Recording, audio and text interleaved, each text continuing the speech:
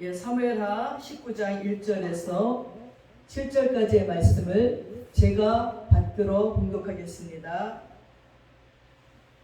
어떤 사람이 요압에게 이르되 왕이 압살롬을 위하여 울며 슬퍼하시나이다 하니 왕이 그 아들을 위하여 슬퍼한다 함이 그날의 백성들에게 들리매 그날의 승리가 모든 백성에게 슬픔이 된지다. 그날의 백성들이 싸움에 쫓겨 부끄러워 도망한같이 가만히 성읍으로 들어가니라. 왕이 그의 얼굴을 가리고 큰 소리로 부르되 내 아들 압살롬아 압살롬아 내 아들 내 아들아 하니 요압이 집에 들어가서 왕께 말씀드리되 왕께서 오늘 왕의 생명과 왕의 자녀의 생명과 처척과 비빈들의 생명을 구원한 모든 부하들의 얼굴을 부끄럽게 하시니 이는 왕께서 미워하는 자는 사랑하시며 사랑하는 자는 미워하시고 오늘 지휘관들과 부하들을 멸시하심을 나타내심이라. 오늘 내가 깨달으니 만일 압살롬이 살고 오늘 우리가 다 죽었다면 왕이 마땅히 여기실 뻔하셨나이다. 이제 곧 일어나 나가 왕의 부하들의 마음을 위로하여 말씀하옵소서. 내가 여호와를 두고 맹세하옵나니 왕이 만일 나가지 아니하시면 오늘 밤에 한 사람도 왕과 함께 머물지 아니할지라. 그리하면 그 화가 왕이 젊었을 때부터 지금까지 당하신 모든 화보다 더욱 심하리이다 하니 왕이 일어나 성문에 앉음에 어떤 사람이 모든 백성에게 말하되 왕이 문에 앉아 계신다 하니 모든 백성이 왕 앞으로 나와 오는지라. 아멘. 오늘 말씀의 제목은 주님을 위한 충성이십니까? 하는 제목으로 말씀을 올려드리겠습니다. 신안 섬에 가면은 90%가 기독교인입니다. 그 섬을 둘러보면서 너무 깨끗하고 너무 청아했고 그 동네는 술집이 없어요. 그리고 슈퍼에서 담배를 팔지 않아요. 어떻게 이런 마을이 있을까 하면서 돌아보았는데 그 중심에는 문중경 전도사라는 여자 전도사님이 있었습니다. 이분은 살아생전에 1년의 고무신이 몇 켤레가 헤어지도록 부지런히 달아 없어질 때까지 신안의 섬들을 이렇게 막 각자 흩어져 있는 섬들을 돌아다니면서 교회를 개척했는데 100여 개의 교회를 개척했고 열심히 전도를 했습니다. 그리고 6.25 전쟁 시에 복음을 전하고 예배에서 설교를 했다는 죄로 죽창으로 찔리고 총에 맞아서 순교를 하셨습니다. 이분은 일생을 임산부가 있으면 산파 노릇을 해주고요. 또 전염병이 들어서 연병에 걸린 자는 연병이 걸린 그 마을에 들어가서 그들을 간호해 주기도 했습니다. 그 동네에 있는 모든 사람들은 이 문중경 전도사의 헌신을 통하여서 예수를 안 믿을 수가 없었습니다. 그는 영적인 거장이고 영적인 장군 중에 장군이기도 했습니다. 근데 오늘 우리는 말씀 속에서 장군 중에 장군, 가장 뛰어난 장군 한 명을 저는 소개하고자 합니다. 군인 중에 군인이고 장군 중에 장군인 그의 이름은 요압입니다. 요압이라는 뜻은 여호와는 하나님이시라는 뜻이에요. 요압은 성경에 수루아의 아들이라고 얘기했어요. 그리고 학자들에 의하면 이 수루아는 다윗의 큰 누님이라고 했습니다. 그러니까 조카가 되는 것입니다. 그리고 요압에게는 두 동생이 있는데 누구도 당할 수 없이 힘이 센 아비새가 있고 정말 노루처럼 발이 빠른 아사엘이라는 동생이 있었습니다. 이 두 사람이 언제부터 다윗의 휘하에 들어가서 일하게 되었는지 성경에서는 정확하게 말하고 있지는 않습니다. 그러나 철천지 원수인 양 사울이 다윗을 죽이려고 쫓아다닐 적에 다윗이 쫓겨다니면서 십강야에서 숨어 있었습니다. 특별히 아굴람 굴에 있을 적에 이스라엘에 사는 억울한 자들, 그리고 건달들, 또 깡패 같은 자들, 이런 자들이 아르논 굴에 다 모였어요. 그리고 또 다윗의 친척들이 거기에 모여서 한 600여 명이 모여서 다윗과 함께 살고 있었습니다. 그때 다윗의 휘하에 들어가서 생사고락을 함께 했을 것이라는 추측을 합니다. 근데 그의 첫 번째 이름이 사무엘하 2장에 나옵니다. 18절에 보니까 그곳에 수루아의 세 아들 요압과 아비새와 아세알이 있었느니라 하는 말씀이 나옵니다. 그때는 사울의 아들 이스보셋의 군대와 다윗의 군대가 대치하고 있었습니다. 다윗은 이스라엘 지파의 한 지파인 유다 지파의 왕이었어요. 그리고 사울의 아들 이스보셋은 11지파의 왕이었습니다. 사울의 아들 25세는 마흔의 왕권을 가졌고 2년 동안 왕노릇을 했습니다. 사무엘 2장 12절에 보니까 요압과 또 사울 편의 군대 장관 아브넬이요 기드온에서 대치하고 있는 거예요. 여러분, 기드온에 가면 우리가 너무 잘 알고 있는 것은 기드온의 300용사라는 것을 알고 있어요. 기드온엔 시냇물같이 물이 흘러요. 그래서 저희도 재작년에 가서 그 기드온 시냇물에 발을 담궈 보면서 야, 여기가 그 유명한 기드온이구나. 야, 기드온의 또 300용사가 여기서 자기네들이 용서로 부름받을 적에 물을 서서 먹는 사람, 빨아먹는 사람, 뭐 뻘kop고 먹는 사람, 그래갖고 거기에서 군사를 뽑았던 것에 대해서 생각을 해봅니다. 그 기드온에 지금 이쪽에는 이스보셋의 군사들과 이쪽에는 다윗의 군사들이 대치하고 있는 거예요. 근데 거기에 군대 장관은 이스보셋의 군대 장관은 아브넬이었고 또 다윗의 군대 장관은 요압이었어요. 근데 이제 뭐 싸움을 하려면 이제 피비린나게 지금 싸움을 해야 되는데 우리 그렇게 하지 말고 아브넬이 말하기를 너희 중에 12명만 아주 쌍전 12명을 뽑아라. 우리도 12명을 뽑아서 12명만 싸워서 승패를 가르자 했습니다. 그래서 요압이 12명의 군사들을 뽑았어요. 그랬더니 저쪽에 이스보셋 왕의 군사들도 아브넬 군대 장관이 12명을 뽑았어요. 그리고 이제 가운데 서서 싸움을 하는데 아니 양쪽 편이 똑같이 상대방의 머리를 잡고 칼로 옆구리를 찔리는 거니까 이 24명이 몽땅 돼서 똑같이 머리를 잡고 옆구리를 찔려니 24명이 몽땅 다 쓰러져 죽고 말았습니다.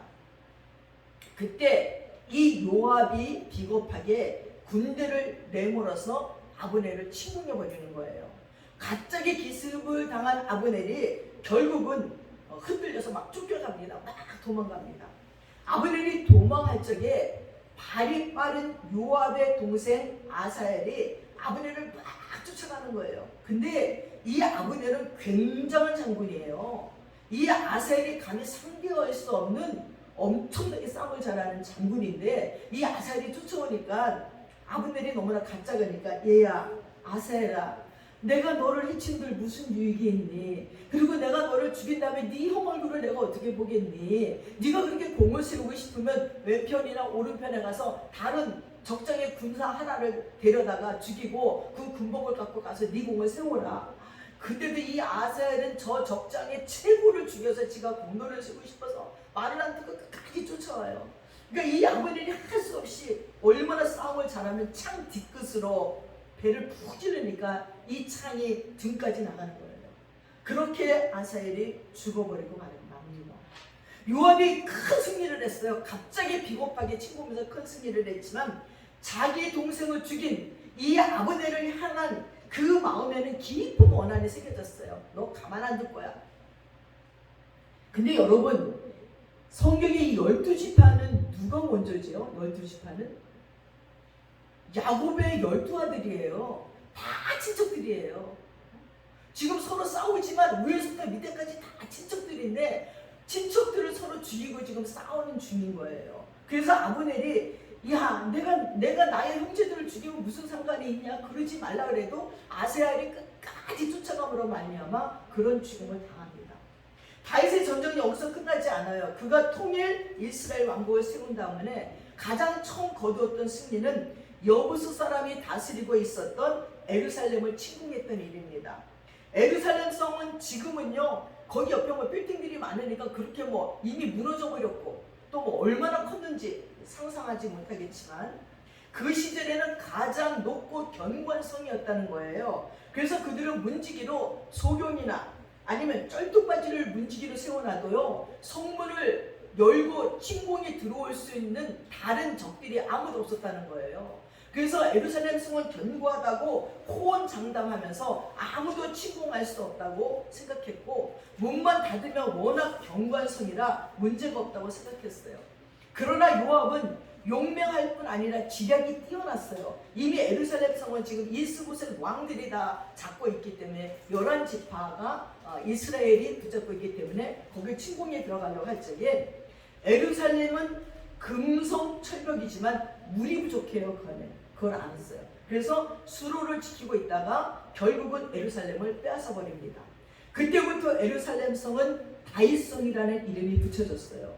제가 한 20년쯤에 갔을 적에 다윗이 왕으로 되고 3000년 되는 해라고 뭐 언덕 위에마다 그 다윗의 별과 함께 3000이라는 그 깃발이 막 휘날리고 막 예루살렘 성에 들어가면 곳곳마다 깃발이 휘날렸어요. 그리고 재작년에 저희들이 가봤어도 다윗은 영원한 왕이에요. 이스라엘. 그들은 다윗을 너무나 그리워했고 너무나 사랑했고 그리고 아직도 다윗 왕 같은 메시아가 나기를 기다리고 있는 것이 이스라엘 민족들입니다.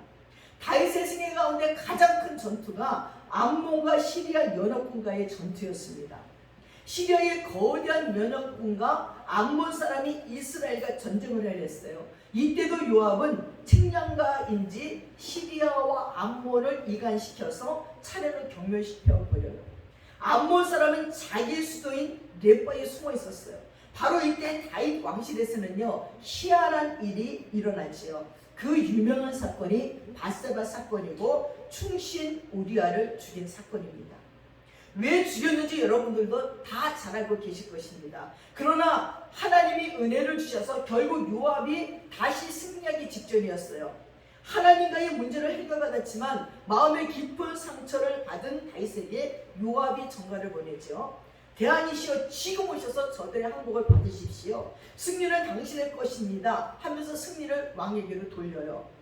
머리 좋고 깨가 많은 요압입니다. 정말 왕을 위해서 죽도록 충성하는 장군같이 보였습니다. 요압의 생애는요 처음부터 끝까지 전투로 계속됐어요. 한 번도 지지 않았습니다.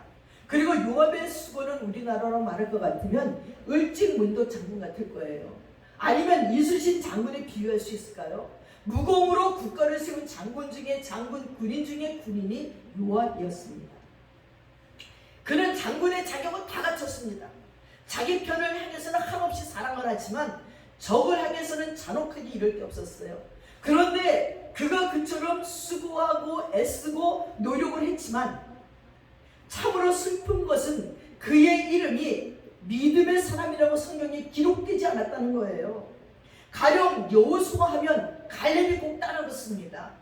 포로 귀환으로 돌아오면서 국가를 위해서 헌신했던 스룹바벨하고 얘기하면은 스룹바벨만 나오지 않아요. 꼭 느헤미야가 함께 등장을 하지요. 그러나 느헤미야만 거론되지 않았습니다.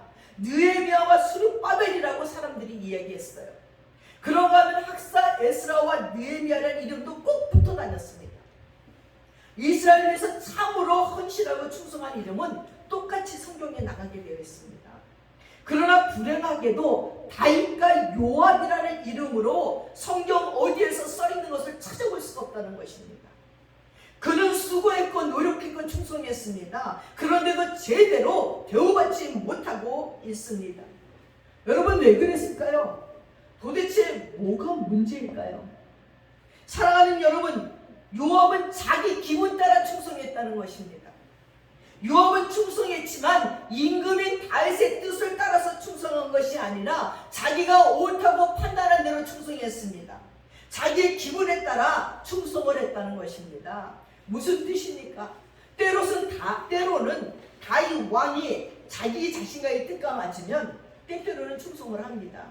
그러나 자기의 뜻과 맞지 않으면 충성하지 않고 멋대로 행동했다는 것입니다. 그 중에 대표적인 사건이 압살롬을 죽인 사건이에요. 자기 아들과 결전을 벌이게 된 이 다윗은 친히 무장을 하고 앞장서려고 하자 부하들이 말리는 거예요.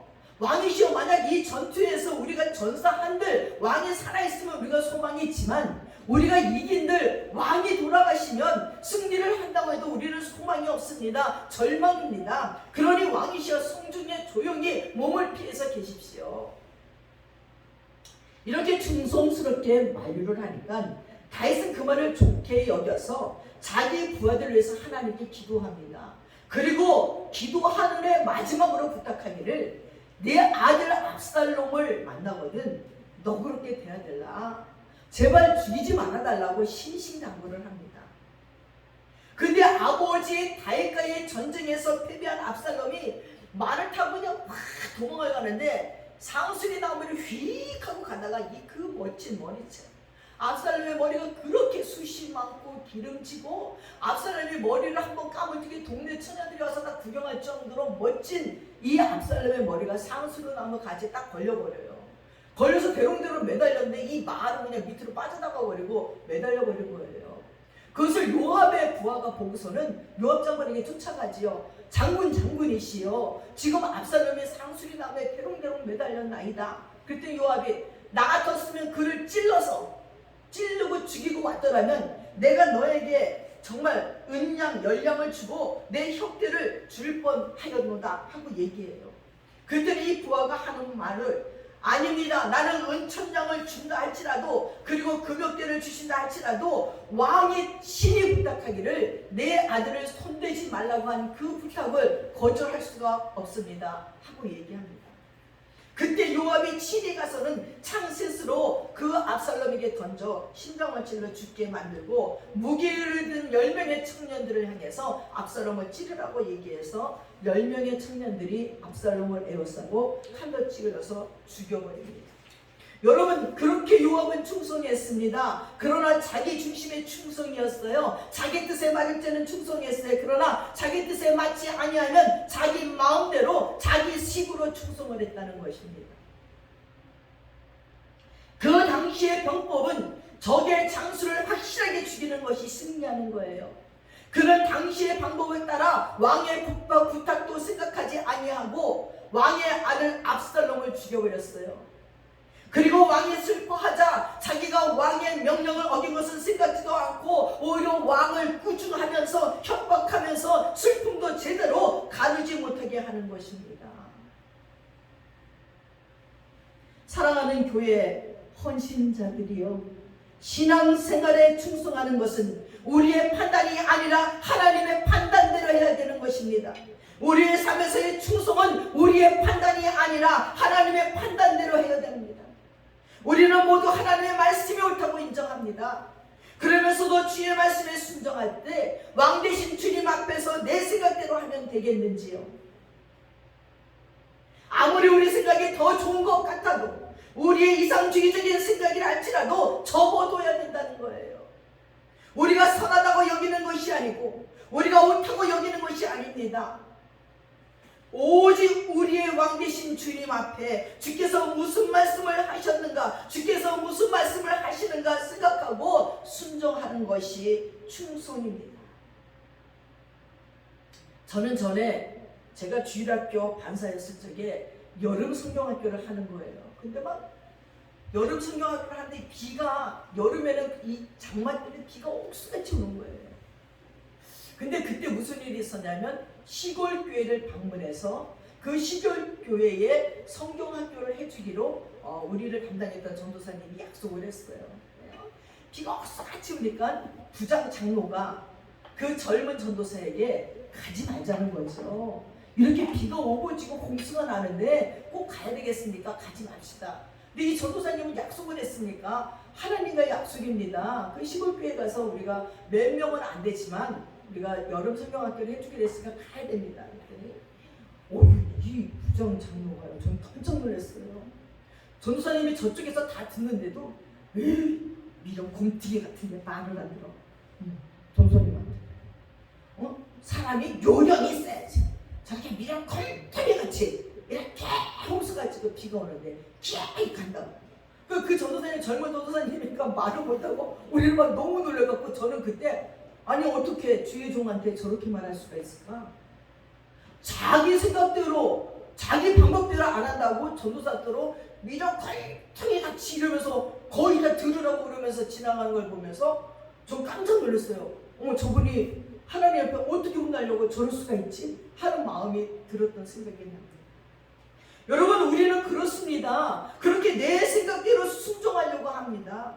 주께서 뭘 말씀하든지 그 말씀대로 순종하려고 충성하려고 생각하지 않아요. 내 기분대로 내가 편한 대로 충성하려고 하는 것입니다. 그래서 호세아가 이렇게 말했어요. 우리가 여호와를 알자, 여호와를 힘써 알자는 것입니다.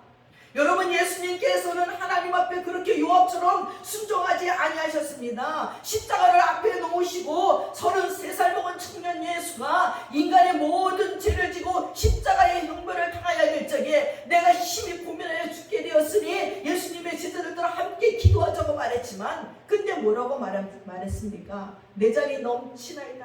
아버지여, 내 뜻대로 하지 마시고 아버지의 뜻대로 하옵소서. 내가 십자가에서 그렇게 죽어야지만 인간의 죄가 용서받고 이 죄악된 인간들이, 하나님과의 관계가 사랑이 끊어진 인간들이, 생명이 끊어진 인간들이 영생으로 갈 수 있다는 것을 알았기 때문에 내 뜻대로 하지 마시고 아버지의 뜻대로 하소서 하면서 십자가를 지고 그 지옥의 늪에서 우리를 구원해 주신 분이 예수 그리스도라는 것입니다. 정신 똑바로 차려야 됩니다. 나를 위해서 십자가에 죽어주신 예수님 앞에 우리가 드리는 이 예배가 그렇게 허술하지 않다는 것입니다. 누가 나를 위해서 죽어줄 수 있습니까? 내가 너무 불쌍해서 돈 몇 푼은 줄 수 있지만 네가 지은 죄 때문에 내가 대신 죽어줄 수 있는 사람은 부모님도 아니에요, 형제도 아니에요, 아무도 없어요. 그들이 죽은들 내 죄가 용서받지도 못해요. 하나님의 자녀들을 사단의 손에서, 지옥의 늪에서 구원해 내는데 우리 주 예수 그리스도의 생명이 필요했습니다. 내가 아니면 구원할 수 없다는 심정으로 어이없는 억울한 죽음인 것 같은 십자가의 형벌을 그분은 수락하시고 기꺼이 못 박히시면서 아버지의 뜻대로 하옵소서 하고 순종했고 충성했다는 것입니다. 여러분, 거기서부터 충성은 시작돼야 됩니다. 내 생각을 따르는 충성은 가짜 충성입니다. 요압은 자기 지위를 확보하는 것 때문에 충성했다는 거예요. 그 이익 때문에 자기 생각대로 했을 뿐 아니라 그는 항상 자기 이익이 앞섰습니다. 특별히 제2인자인 자기 자리를 놓치지 않기 위해서 무슨 짓을 다 불사했다는 것입니다. 어떤 교회 목사님께서 걱정하는 소리를 들었습니다. 주일날 재정부의 권사님이 헌금 개수를 하시다가 봉투를 보니까 빈 봉투인 거예요. 저도 오늘 빈 봉투를 냈어요. 딱 보니까 겉에는 헌금을 썼는데 없는 거예요. 그러니까 이제 그 지사님 헌금이 빈 봉투예요. 그러니까 이제 그 지사님도 농담을 한 적은 아이고 어떤 쥐가 물어갔나 이렇게 농담을 한 거예요. 근데 이 재정여자 권사님이 화를 벌컥 내면서 아니 그럼 내가 쥐 새끼란 말입니까? 막 이러는 거예요. 막 노발대발갖고 헌금 개수하도 말고 팽개치고 집에 간다고 가니까 목사님이 그 집사님을 모시고 가서 사과하라고. 그러니까 이 집사님 아이고 권사님 내가 농담으로 한 거예요. 아이고 너그럽게 봐주세요. 이렇게 사과를 했는데도 노발대발 화가 나가지고 이 교회 안 다닌다는 거예요. 그러면서 결국은 그게 이제 목사님에게로 가는 거예요. 목사님이 그 집사한테 제대로 자기한테 사과를 시키지 않았다는 거예요. 아니 목사님이 가서 사과를 시키고 어떻게 또 사과를 하라는 거예요. 그 쥐가 물어갔나 봐요. 한마디 했는데. 근데 이제 이 여자 권사님이 그 교회에서 헌금을 제일 많이 내요. 그리고 이 교회가 나 때문에 운영된다 하는 그런 자만심과 교만함이 있는 거예요. 그러니까 1년에 한두 번은 나갔다 들어갔다 하는데 조금은 비상하고 나가. 그 목사님이 지금 그날 또 이제 그 말 했다고 교회를 나가시는 거예요.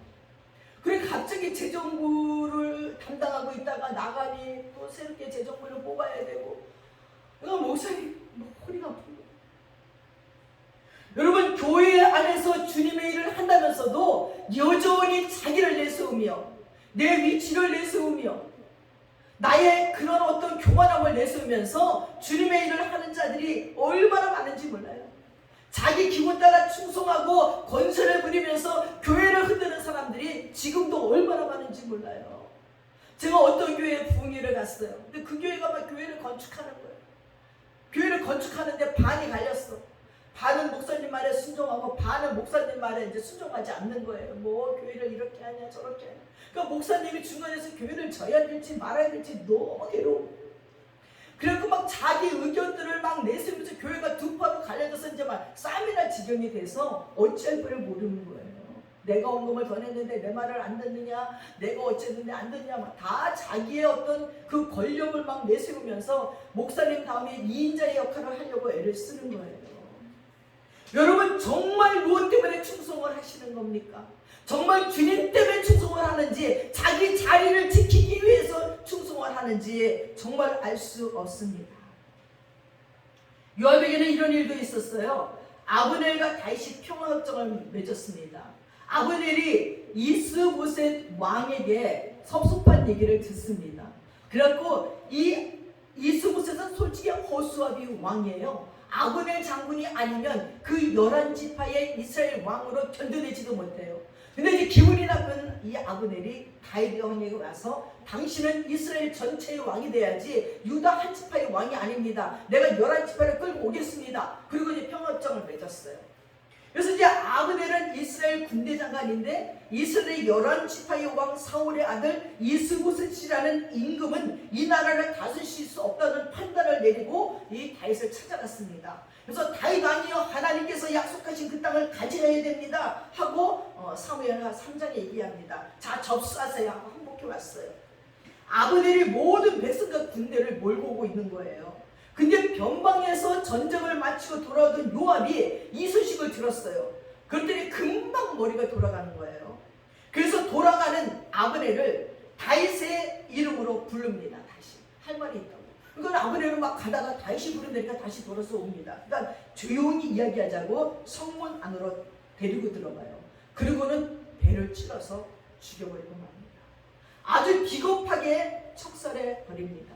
그 명분은 네가 전에 내 동생 아사엘을 죽였다는 것입니다.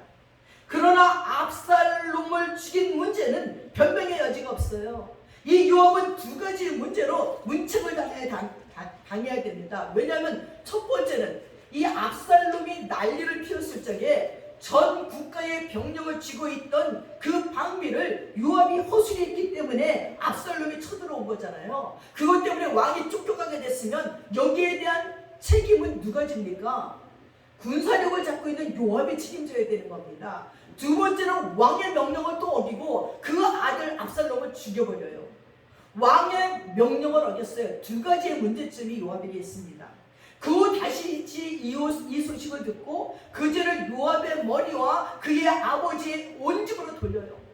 요압의 집에 백탑병자나 나병한 자나 지팡이를 의지하는 자나 칼에 죽는 자나 양식이 떨어진 자로 끓이지 아니할지라 하고 사무엘하 3장 29절에 얼마나 무서운 저주를 하는지 몰라요. 얼마나 화가 났으면 다윗 마음이 얼마나 섭섭했으면 이렇게 요압 가문을 저주해버립니다.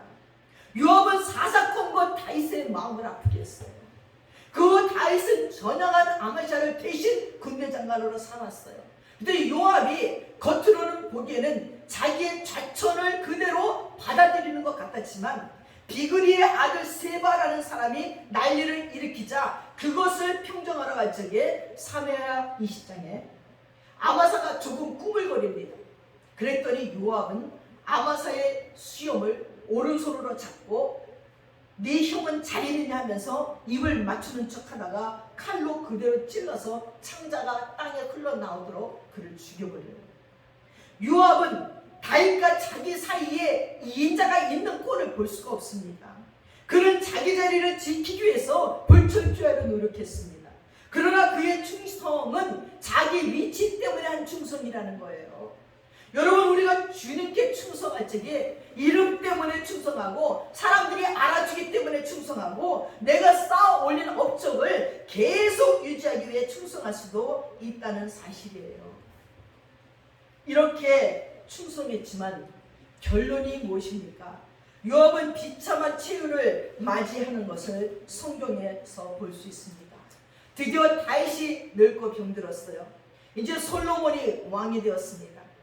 자기 생각이 옳다고 생각했던 이 요압은 왕이 병들고 임종이 가까워지자 다윗이 솔로몬을 왕으로 삼으시려는 것을 알면서도 자기의 생각대로 자기가 마음대로 휘저을 수 있는 유리한 대로 아도니아를 왕으로 세웠습니다.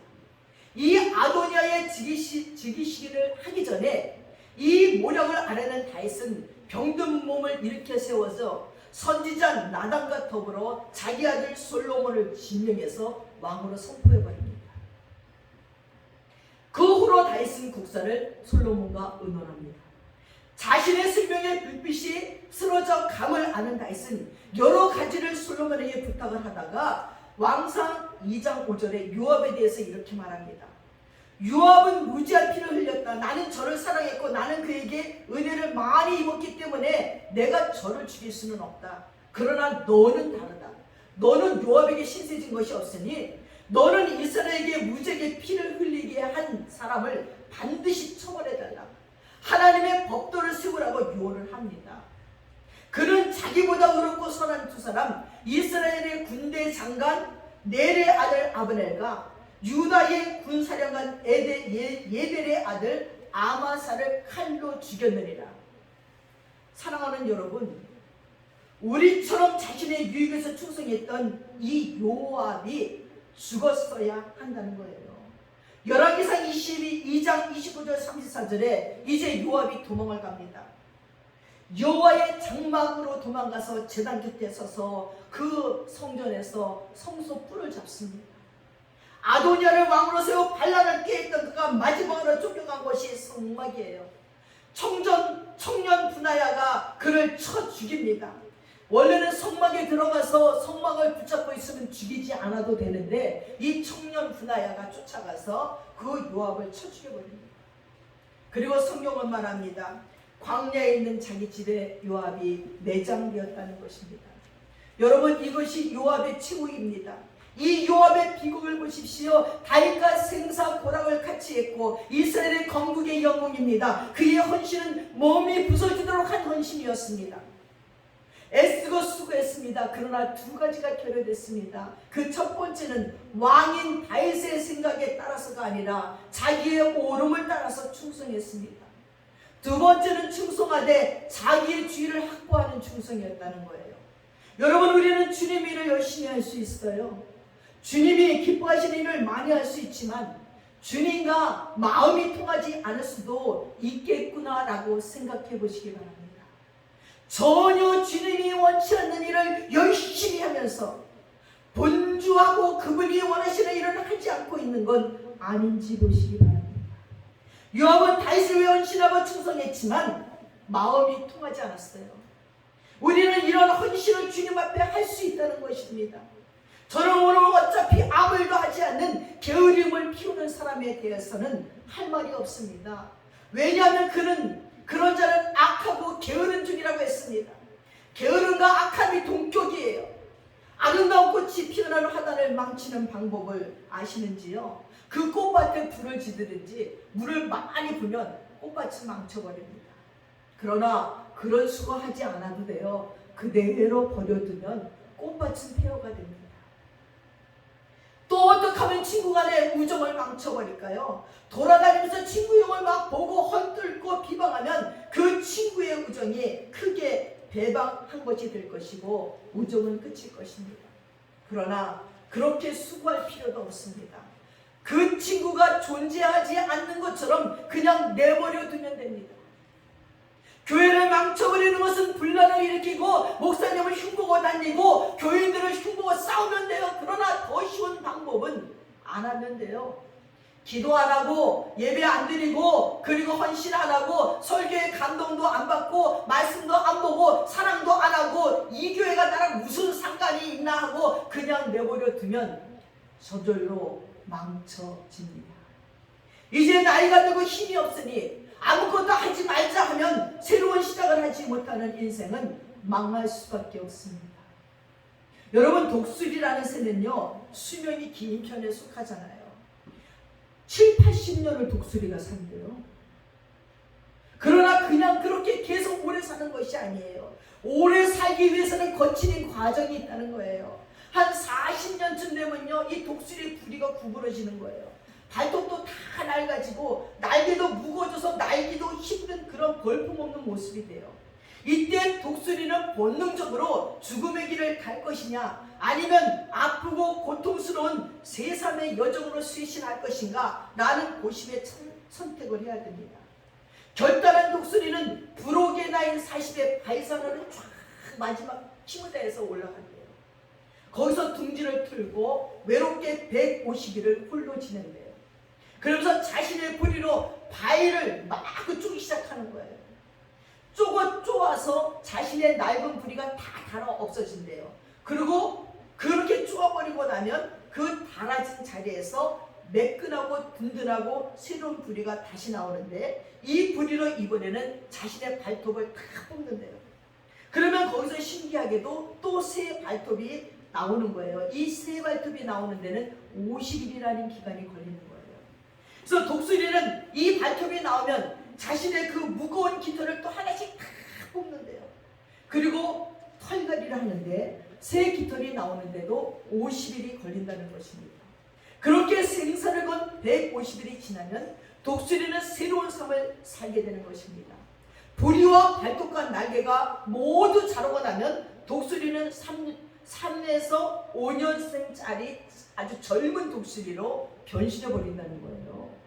그래서 독수리는 광야 같은 고난에서 외롭고 힘든 자신과의 싸움에서 목숨을 건 사투에서 승리하였기에 하늘을 높게 나르면서 자신의 날개를 오래 펼칠 수 있는데 그렇게 7, 80년을 산대요. 여러분 얼마나 위대해 보입니까? 독수리가 다시 땅바닥을 기어다닐 운명에서 바닥에 떨어진 거나 주워 먹고 단일 죽음 같은 길에서 다 갈아엎고 새 길을 찾는 것입니다. 이제 우리는 나이가 들어 헌신이란 말이 안 어울리나요? 이제 우리는 보호만 받아야 되나요? 아니에요. 독수리처럼 다시 날아보자는 거죠. 다시 기도합시다. 다시 성경을 읽고 다시 말씀에 감동을 받아 심령을 보내보시고 다시 사랑을 합시다. 저도 요즘 그 생각을 합니다. 아니 전에는 기도하면 예언이 나오고 방언이 통변이 되고 귀신이 쫓겨나가고 병든 자가 낫는데 나 요즘 왜 이러지? 다시 회복해야 되겠다. 회복하는 방법은 말씀과 기도뿐이 없어요. 그냥 나이가 들어서 이대로 살다 가면 끝나요. 그러나 다시 회복하면 독수리처럼 30년을 더 살 수 있어요. 더 선교할 수 있고 능력 있게 주의를 감당할 수 있다는 것입니다. 다시 새 방언이 나오고 예언이 나오고 병든 자가 고쳐지고 귀신이 쫓겨나가고 어떤 독을 마실지라도 해를 입지 않는 능력의 주의 종으로 살 수 있다는 것입니다.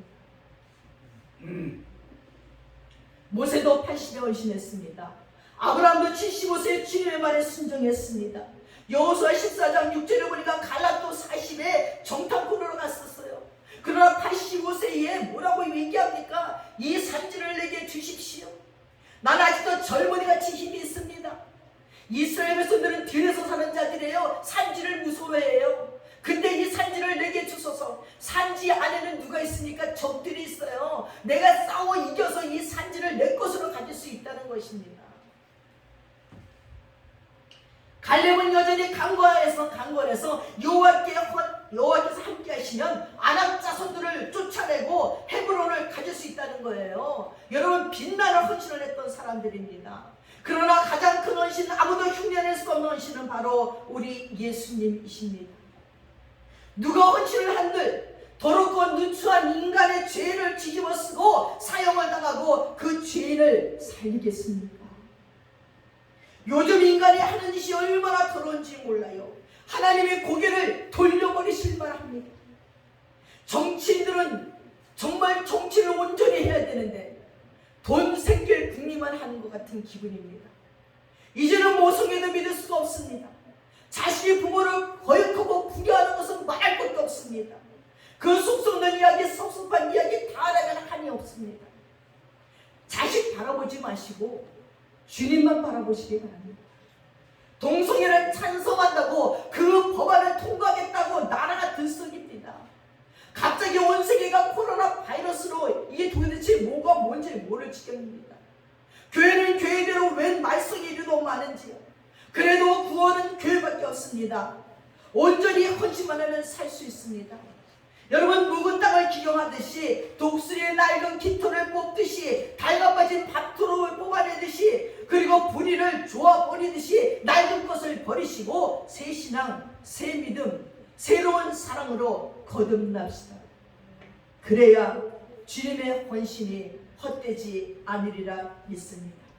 새로운 시작을 하지 못하는 인간은 망할 수밖에 없습니다. 늦지 않았습니다. 지금 시작하십시오. 공부도 지금 시작하시고, 은사를 갖고 싶어도 지금 시작하시고, 기도도 지금 시작하시고, 뭐든지 지금 시작하십시오. 지금이 가장 가까운 때라는 것을 기억하시기 바랍니다. 여러분, 나를 위해 죽어주신 주님이 나를 위해 부활하시고 승천하시고 재림하실 겁니다. 우리의 믿음을 새롭게 하여 새롭게 헌신하여 교회에, 그리고 중요한 일꾼으로 사시기 바랍니다. 그리고 새 교회를 만들어 갑시다. 날마다 새로워지는 교회로 큰 주님의 축복이 우리 모두에게 있어지기를 축원합니다. 기도하겠습니다.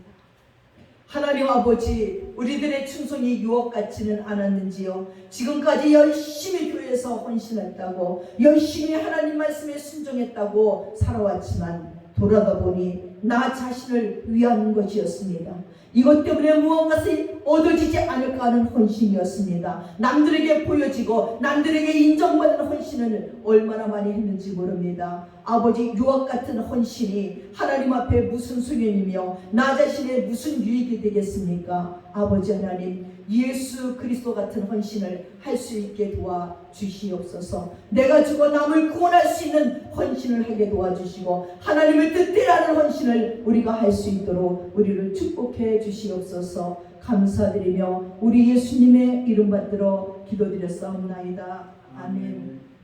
다 함께 자리에서 일어나셔서 218장 찬양하겠습니다.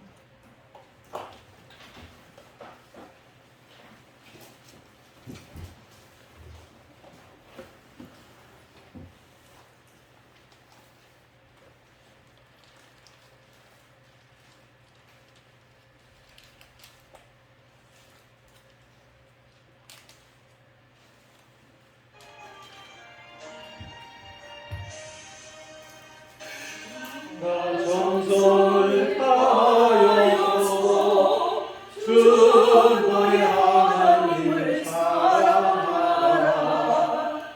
내 몸을 아끼고 사랑하듯 형제와 이웃을 사랑하라. 주께서 우리에게 명하시니 따라서 살아가리. 널 미워 해치는 원수라도 언제나 너그럽게 사랑하라. 널 핍박하는 자 위에서도 신실한 마음으로 목을 빌라.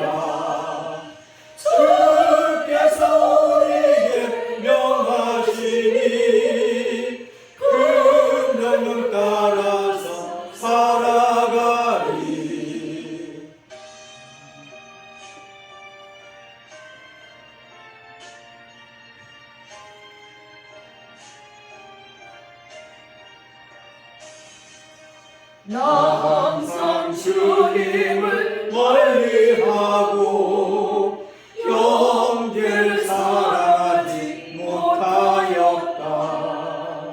이러한 죄인을 사랑하사 주께서 몸 버려 죽으셨다. 속죄 큰 사랑 하느니모 내 생명 다 바쳐 충성하리. 아멘.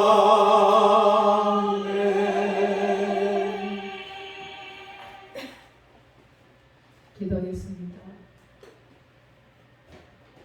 지금은 우리 주 예수 그리스도의 한없는 은혜와 우리 주 아버지 하나님의 풍성하신 사랑과 성령님의 감동감하시고 충만하시고 교통하심이 이제 온전한 충성으로 헌신하기로 작정하는 믿음의 권속들 머리 위에 이제부터 영원까지 함께 하시옵기를 간절히 축원드려옵나이다. 아멘.